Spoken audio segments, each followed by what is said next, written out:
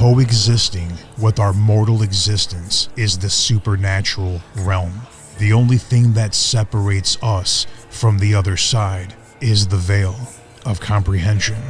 Sometimes that veil thins and our worlds intersect. These are the terrifying and ghastly encounters from those who lived through them. These are their haunted confessions.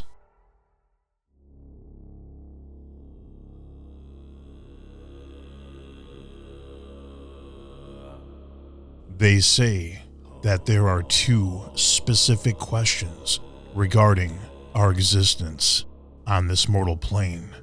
Number one, are we alone in the universe? And perhaps the most prolific question, what happens after we die?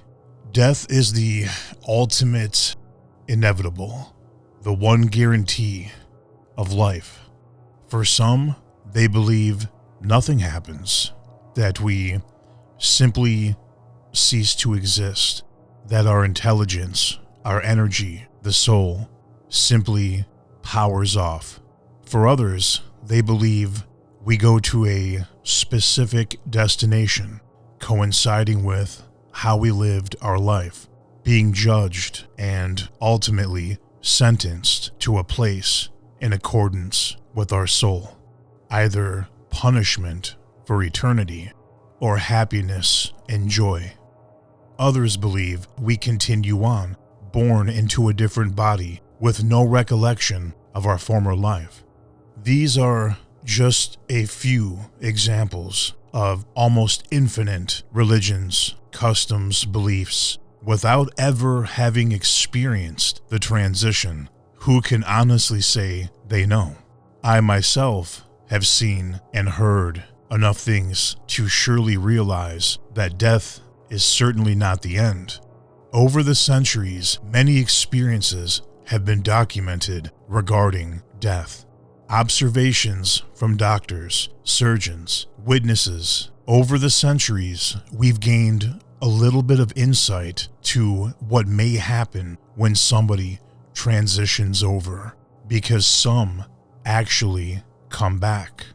These rare and lucky individuals often come back with stories, what they saw, what they heard, what they felt, offering us a glimpse into the other realm. For some, it's a bright, beautiful light, described as peace and happiness, a force so great that some say they felt compelled to stay, while others have a totally different experience, one of darkness, loneliness, and a feeling so dreadful they find it difficult to put it into words. In the rarest occasions, some of those individuals who have come back from the dead claim that something has come back with them, something that follows them through their life, something that is attached to them.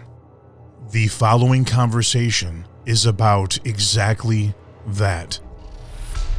The following story is brought to you by the support of my exclusive Patreon community. Please consider subscribing today. Go to patreon.com/Steve Shippy, patreon.com/Steve Shippy. You will instantly unlock hundreds of hours of exclusive content, over 60 paranormal investigation documentary episodes at some of the most haunted locations I have ever been. Be the first to know of my latest projects, appearances, investigation events, and more. Again, Patreon.com.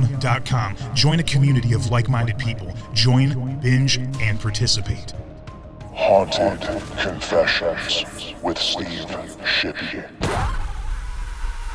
And we've got Ron Lumsden on the line. Ron, how are you doing? I'm doing good, Steve. How you been? Been good.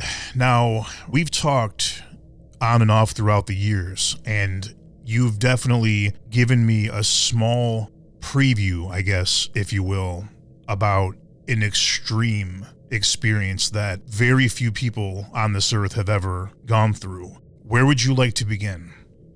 We can begin with a date, May 14th of 2016. Yeah, I went into a cardiac arrest that day. supposed to go to work with my youngest boy, and I stayed home to help out at a garage sale at my house in Hemlock, Michigan. Like I said, I'm still getting emotional right now. Almost breaking a sweat again, just thinking about it. Felt pretty good that morning, I guess.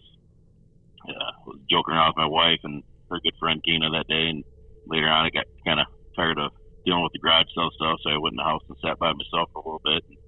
My kids came in, 2 daughters, and chit-chatting with them a little bit as I was sitting in the front room. Unfortunately, I can't remember a whole lot of it. So my boy went and took a shower, and when he got out of the shower, he came back out to the front room, and I was dead in a chair, gray, blue lips, everything, had vomited everywhere, lost all my body functions, and he let out a scream. I went and got his mom, and this is where this journey is going to start. Your son gets out of the shower and literally finds you dead. Yeah, in the chair, in a rocking chair. Do you have any idea how long you were in that state before your son discovered you? Like I said, he took probably about a 20-minute to half-hour shower, so it had been within that time frame. My body was cold. He let that scream out and got his mother's attention. And the good thing about Tina was she's a certified CNA nurse, so she got in there with him, and they threw me on the floor, and she checked me over, and I had no pulse, no nothing. I was dead. There was no color to my skin whatsoever. It had already started turning polished gray blue, and they started CPR me, and that went on for a good another 20 minutes. It seemed to be, from the recollection of third time standards, and calling 911 and trying to get medical to our house, and trying to explain what was going on. That I was completely dead on the floor, and they were performing CPR on me. EMTs were arriving, and they started to shock me to try to bring me back around.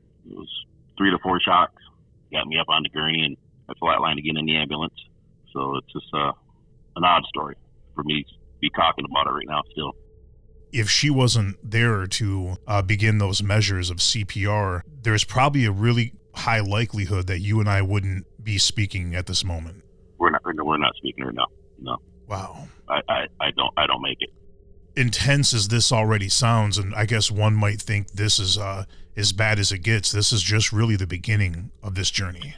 Yeah, it's the start of a extended journey for me. They start shocking you multiple times, and then finally they detect some element of a pulse. They load you into the ambulance. What happens next? So they perform CPR again on the ambulance, shocked me again inside the ambulance. So, and that got me my pulse back, and they started to incubate me actually on the ambulance. So when I got to the hospital, it was a direct feed into the emergency room. And timeline from everything's probably get 45 minutes to an hour that I was gone. 45 minutes to an hour, you were clinically dead. Yes. Wow. I was told by the cardiologist later on down the line that I was in a 4 to 6 percentile that survived from something like this. What do you recall during that time? Oh, it seemed like an eternity. Darkness, evil. I can't fully describe the darkness that was in there, Steve. It was probably the blackest thing I've ever seen. There was just so many images of darkness coming at me, and I don't want to say it was demons or anything like that, but it felt so evil. It was scary. Now, Ron, when you say, it was extremely dark and in an angry place, but you also said that there was a darkness coming at you. Yeah. I mean, there was a darkness in the realm, and everything that was coming at me and shooting around me and towards me was even darker than that. And those are the images that I still have to today. It's hard to still talk about. I can only imagine. I mean, how would you, it's almost impossible, I guess, for anyone that hasn't seen or experienced what you have. But right. I guess to the best of your ability, I understand, of course, it's difficult, but how would you describe what you were seeing? What did these entities look like? How would you describe what they look like or their movements? If you put yourself back in that place, I guess, mentally, how would you describe what you were seeing or hearing, or all the above? I mean, it was just kind of like a real dark smoke, a real bad image. It's almost hard to describe for the darkness and the evil that I felt from it. And it wanted to scare me. It wanted to install fear into me. And that's exactly what it's done. Still to this day, it's something that still haunts me deep inside. When you say that you could sense the evil, what do you think you were dealing with? Almost impossible to describe. just for what I was been told. I was so mean and angry to everything around me. I mean, I was so mean to my wife, my kids in the hospital, going out of the coma. I had no idea what was going on still, but it's like it kind of locked me into a phase. And I think that's where an evil spirit comes from.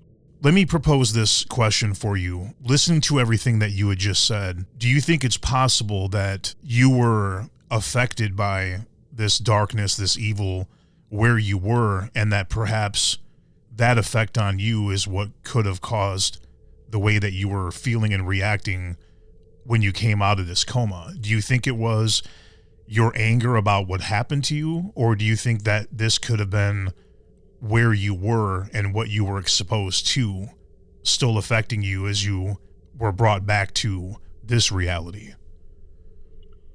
I'd take that realm. I mean, I think it affected me.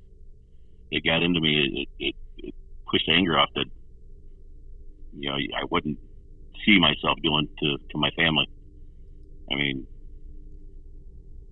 there's no reason for me to be that cruel, calling my daughter's names and my wife's names that shouldn't have called them at all. And I'm not going to repeat them, but they were extremely derogatory. So that whatever got into my brain left an image to be the lash out to the people that loved me. When you were in that other realm, you know, in that utter blackness, and you were experiencing a visitation by something, were there any words spoken? Was there any type of communication in any way that you can recall? I could hear things. It was kind of hard to understand. It was words being spoken or sounds that sounds like words, I guess. And I could say it was growling or not phrases or anything that you completely understand. I mean, I wouldn't say I got a full word out of anything, but there was there were sounds. Were there any other kind of sensations that you could recall? Was there any sense of temperature or any type of senses, I guess, that, you know, we as mortals have? Were you able to tell if you were, you know, geographically high or low? Was there any echoey sounds? Was there anything ambient? Was there anything like that? Coldness. I mean, like the sensation of being cold. Didn't know the surroundings. I couldn't tell if I was up or down, or it was just a void that I was in. The surrounding was just so black. I had no sense of balance to it at all. Now, Ron, you had told me that it seems about an hour that you were deceased. You know, there were no signs of life. You were, by all intents and purposes, dead. But Yep. You had said that it felt like an eternity where you were. Mm-hmm. Like it had no ending. It seemed to be. Just seemed to go on and went on and went on, and it just seemed so evil. I still see shadows to the day. I mean, that spooks me right now and makes me kind of be emotional. You come out of the void, you return to the living, you're alive again, your life is returned to you, and you Yep. still are encountering that evil presence that you saw in that void as you described it, even now. Yeah. Probably shortly after I got out of the hospital, and I was back at home, and there's a dark shadow in front of me, swooping by me, and it just would scare the hell out of me. And I still get them to today. My wife sees shadows now. She said it's never been a part of our lives before. Tell me about the first time that you experienced these dark shadows or entities after the incident that happened to you. When was the first time that you had saw them in your conscious, living, normal life? I'd say it's probably within a realm of 2 weeks after getting out of the hospital. Sleeping in a chair, and I woke up. My wife was actually sleeping in a bedroom because I couldn't lay in bed. I woke up and there was this dark, shadowy figure just hovering. And when I went to move it, it came at me and was gone. And that seems to be how it always happens now. When that happens to me, I become unkind to people around me. So when you encounter these things now in your life, you see these dark black figures, these shadows, and they seem to lunge at you every time they come after you. Yep. And on these particular days when this happens, it literally affects you to the point where you start feeling angry again, and you start being angry towards other people in your life that you would typically never be that way to. Yeah. I mean, my wife called me out on it, so it's like, that I try to explain, it's not that I want to be that way. I don't want to be mean. It's something affecting me. I mean, at this point, I, of course, have to ask and draw that parallel to, the information I'm getting from you. But do you believe that you brought something back with you from the other side? I think there is. I mean, I believe I did. Never before was I that bad. It's really weird. In a sense, it almost seems that there's some form of spiritual warfare going on with you. My belief in God is, at point in time, my characterization of what God and Christ was the adult version of Santa Claus, almost to the point of being an atheist. Believing in the supernatural still and understanding things do happen, but not having a full belief in God at that point in time. And I think that's when I was in that dark void, that purgatory area. I wasn't being led into heaven yet, and I wasn't going to hell yet. Ron, throughout your life, have you ever, I guess, dabbled with the occult, or was anybody close to you ever involved in any type of dark arts or practices? I'm just curious, and you don't have to answer that question if you don't want to. A little bit, yes. This one house, we actually had a Ouija board there, so I think the kids kind of were messing with it a little bit, and things started happening really weird in that house. So we actually left the Ouija board there when we moved out. So, yeah. Has anything else changed? Is there anything else that has changed within you since that fateful day? I guess I could say I'm more hesitant to let people in. I keep myself more to myself now. It's hard for me to talk about it. It's hard for me to express things. I'm scared to become close, I guess. And it's not easy at all. Do you think that these entities will ever stop coming toward you, or do you think this is something that is going to continue to happen? Has it slowed down at all? It happens at least a couple times a month, at least. That frequent? Yeah. I get shadows here still. Even my wife sees shadows now, so whatever's affected me has started to affect her, affecting us both to a point, I think, now. We actually had to put lights on our floorboards to put light into our hallway, because she said it looked like something was coming at her, a dark shadow down the hallway. Now, just out of curiosity, Ron, is your wife, is she home? Is she with you now? Yeah, she's actually sitting next to me. Yeah? Do you think, would she want to chime in a little bit, just to...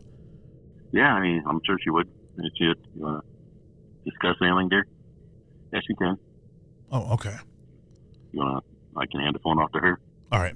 Hello? Steve Shippy, what's your name? Carrie. Carrie, you are actually seeing and experiencing this activity as well. Yeah, I do have an issue with it. I had to put 4 lights on our floor, motion activated, so when you walk by, they flip on. Because I won't look up. I won't even look down into our kitchen because I can see more shadows down there, and it's just like they're standing there staring, and I will not go down there. You've had to go to the extent of putting motion-activated lights in your home as to try to avoid these shadows. Yes. This seems to really affect your life. It does. For whatever reasons, I feel more safe and secure with the lights. And like I said, we have night lights everywhere. They're everywhere. The house has to be semi-lit up without flipping on the actual light switch. And what's really creepy is when the hallway lights randomly turn on and there's nobody down there. These shadow figures that you guys see, they seem to always follow a pattern where, as Ron said, and as you said, that they seem to lunge toward you. How do you interpret those actions? What goes through your mind when you see this? It's very uneasy. It's kind of scary. For me, it reminds me of the Reaper. It just kind of reminds me of a Reaper. And how do you interpret this? I mean, knowing what Ron went through and being this close to him and knowing all the intimate details of his situation, do you think that these beings, or this being, whether it be singular, do you feel that they're after Ron in a sense? Do you feel that they want to bring him back to that void, or what's your interpretation? They have unfinished business with Ron, is my feeling. How difficult is it for you loving Ron and being with him and seeing him go through these things? I mean, obviously you are now also dealing with some of these after effects, but knowing the weight of what has happened to him, what is that like? You don't really know what to expect. I do know that from the day he had his cardiac arrest till now, we have actually been in our own relationship, you can say, from hell to back. Whatever he faces, I do, I try to tell him he can talk to me and express what he's feeling, because there was a time frame he wouldn't talk about it, about the shadows and all that. And now he's he will talk about it. He's more open about it. And there's certain places that he'll go and he's really over emotional. Like you can literally watch him get goosebumps and his hair stands up. I think our relationship has grown where we've learned to understand each other more. I know when he's having more of shadow, he kind of gets a little mean. Yeah, he gets very angry. He will say things hurtful, very hurtful things. And sometimes it might take me a day or two to even express how hurtful it was. And he says, I didn't mean it. He's like, I know what I was saying was wrong, but I couldn't stop it. Like, we have a forgiving, we don't hold anything against each other with his attitude or his anger. Because I know it's not him, per se. It's just something affecting him. If you wouldn't mind, would you put the phone on speakerphone? I can. All right, Ron, you can hear me? Yeah. I think something interesting, comes out of some of these last moments when I was speaking to Carrie. I guess looking at it in a sense of symbolism, the symbology of it is the darkness that you experienced, the void removed from light and seeing entities that were darker than the blackness that you already referred to as the void.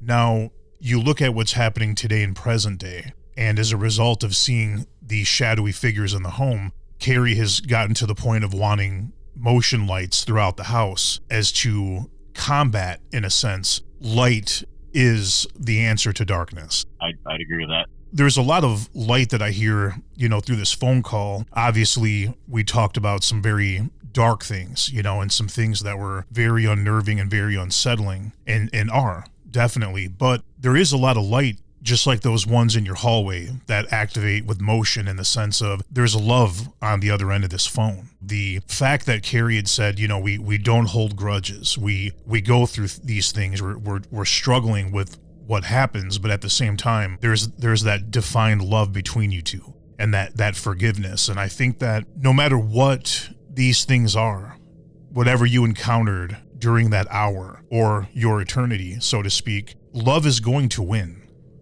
Oh yeah, most definitely. She's my light, I guess you could say. And Carrie, I want to definitely commend you for being strong enough to stick with the person that you love and understand that this isn't necessarily your battle to fight, but you're willing to for the person that you love. And I really, really respect that.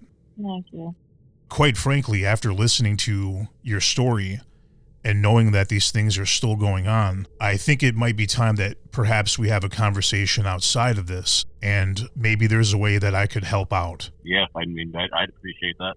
Maybe there's something that we can do to identify and, I guess, find a solution, for you to no longer have to endure this. That would be a blessing, Steve. This is a story unlike any I've ever heard, and I'm going to be in touch with you very soon. As a matter of fact, when we finish this recording, I'm going to call you and discuss a couple of things. But I want to thank you very, very much for sharing the story. I'm sure it was very difficult to recall some of these things and relive some of those moments. And Carrie, thank you as well for the impromptu conversation and for sharing your story as well from your perspective. You're welcome. All right, I'm going to reach out to you guys here shortly, and let's finish this. Okay. Sounds good. All right, Carrie and Ron, I'll talk to you in just a moment. Yep. All right. Thanks, Okay. Steve. After my conversation with Ron and his partner, Carrie, I am left with many, many questions. One of them being, where was Ron really at when he was deceased for an entire hour? That void, as he described it, that feeling of dread, anger, and that visceral evil that he described for what seemed like an eternity. Carrie believes that this dark entity has unfinished business with Ron. Is it possible that the miracle of Ron returning to his mortal body angered whatever malevolent and dark spirit, or worse, so much that it actually crossed over to follow him, to attempt to continue to torment him through his life? trying to stray him down the wrong path, perhaps hoping that when Ron finally does pass on for the last time, that Ron may find himself back in that void. I, for one, truly believe that Ron is in the middle of a very, very important battle, and the stakes couldn't be any higher. But he is also armed with that experience, that knowledge of what he saw and felt on the other side. Along with a loving and caring support system, I think Ron will continue to distance himself from that darkness, one light at a time. Haunted Confessions.